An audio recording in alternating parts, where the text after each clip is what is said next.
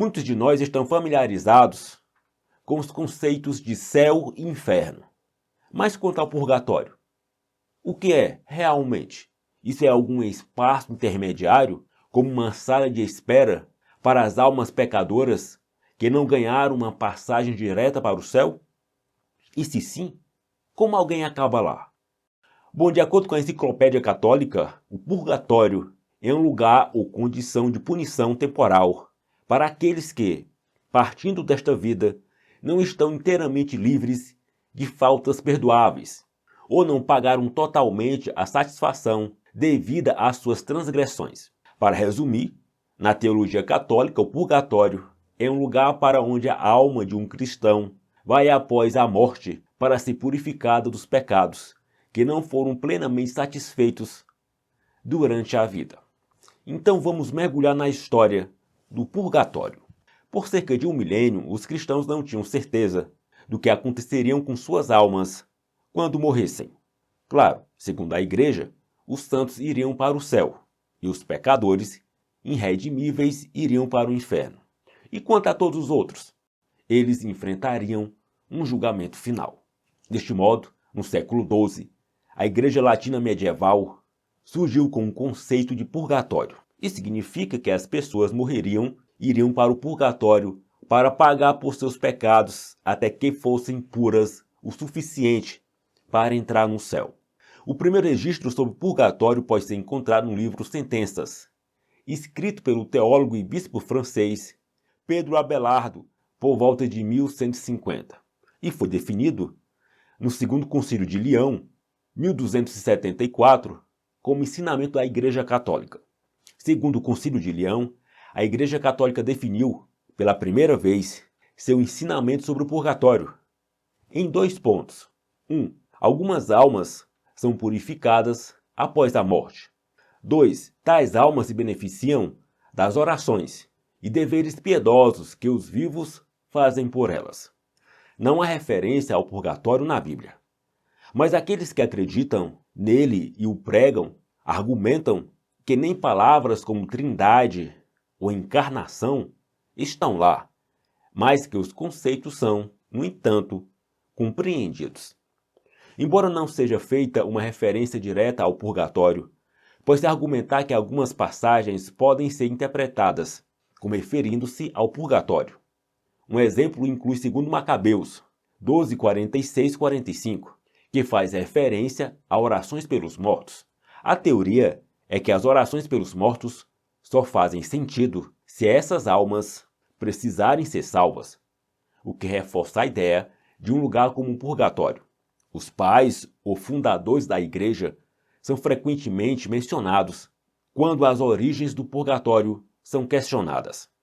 Por exemplo, no livro de Agostinho de Hipona, A Cidade de Deus, publicado em 426 d.C., a seguinte passagem pode ser encontrada: mas daqueles que sofreram punições temporárias após a morte, nem todos estão condenados às dores eternas que se seguirão ao julgamento. Pois para alguns, como já dissemos, o que não é redimido, perdoado, neste mundo é redimido, libertado, salvo no próximo. Eles não são punidos com o castigo eterno do mundo vindouro. Existem outras referências a orações pelos mortos em obras como os Atos de Paulo e Tecla, e a Paixão de Santa Perpétua e Santa Felicidade, entre outras. Todos esses textos datam dos séculos I e II d.C. No entanto, nenhuma referência ao purgatório é encontrada no Antigo Testamento ou nos Evangelhos. Os críticos da Igreja Católica argumentam que o conceito de purgatório ajudou a Igreja a acumular grande riqueza. Uma maneira de fazer isso é por meio das missas memoriais pelos mortos. Quem iria querer que seu ente querido, falecido, ficasse num purgatório indefinidamente? Certo? Se alguém fica no purgatório, como funciona todo o processo de purificação afinal? Bem, existem algumas maneiras de acelerar o processo e levar a alma para o céu. Uma delas é através das indulgências.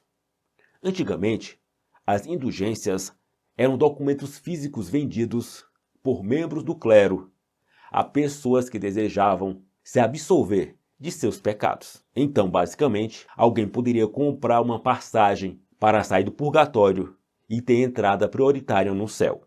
Mas se a pessoa fosse um miserável e não pudesse pagar para ter uma entrada prioritária no céu, nesse caso, existiam outras maneiras de reduzir o tempo no purgatório. Na ausência de indulgências compradas, o sofrimento, o sacrifício e as boas obras podiam ajudar na remissão da pena. E também se podia comprar os serviços de um comedor de pecados. Os comedores ou devoradores de pecados comiam literalmente os pecados de uma pessoa morta. Se alguém estava em seu leito de morte, carregava pecados não confessados e falecia, então o comedor de pecados era a única chance que a pessoa tinha de evitar o purgatório. O processo envolvia colocar um pedaço de pão na região do peito da pessoa para absolver todos os seus pecados e depois comê-lo. Nos funerais do país de Gales, Inglaterra e Escócia, o ritual era o mesmo. Uma pessoa, normalmente um indigente, chamado comedor de pecados, aparecia não somente para chorar com a família, mas para consumir os pecados do falecido. Pães e outros alimentos eram deixados no peito ou no rosto do cadáver, e os comedores de pecado eram pagos por seu serviço, que apesar de fazer um bem ao remover os pecados dos mortos, eram extremamente mal vistos pela sociedade da época. Em sua grande maioria, esses comedores de pecados eram mendigos, alcoólatras e pobres, ou seja, pessoas que faziam qualquer coisa por comida ou dinheiro.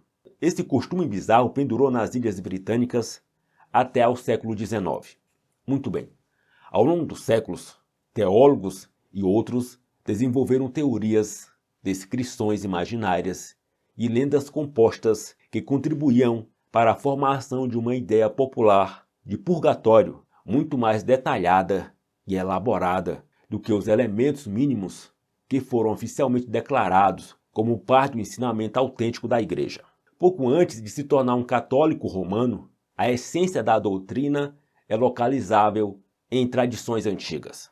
A ideia de purgatório tem raízes que remontam à antiguidade. Uma espécie de proto-purgatório, o chamado Hades Celestial. Aparece nos escritos de Platão e em muitos outros escritores pagãos. Esse conceito distingue-se do Hades do submundo, descrito nas obras de Homero.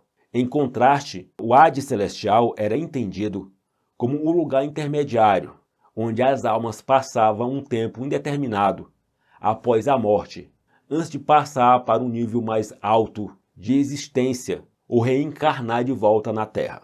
Uma prática aceita por alguns cristãos. A mesma prática aparece em outras tradições, como a prática budista chinesa medieval de fazer oferendas em nome dos mortos, que dizem sofrer inúmeras provações.